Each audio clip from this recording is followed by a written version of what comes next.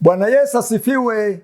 Mpendwa mtazamaji kupitia kanisa la Yesu ni Nuru, ninayeongea na wewe sasa kupitia mitandao ya kijamii ni Apostle Emmanuel Kamwangire Bugingo kutokea makao makuu ya kanisa la Yesu ni Nuru Rwenkorongo ya Kerwa, Tanzania. Bwana ametufunulia kuwa kila wiki tutakuwa na neno la wiki linalotuongoza katika mapenzi ya Mungu.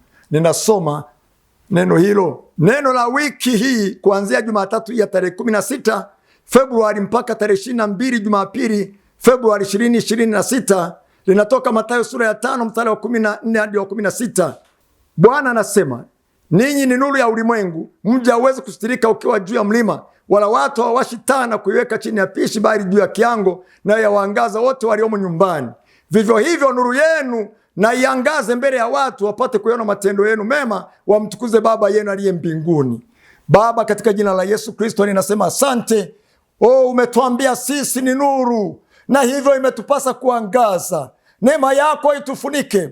Roho Mtakatifu tufunue kwa kila tendo jema, ili katika wiki hii nuru yetu iangaze mbele ya watu, wamuone Yesu aliye nuru ya ulimwengu, aliye nuru yetu, kupitia kanisa la Yesu ni Nuru, kwa jina la Yesu, amen. Haleluya.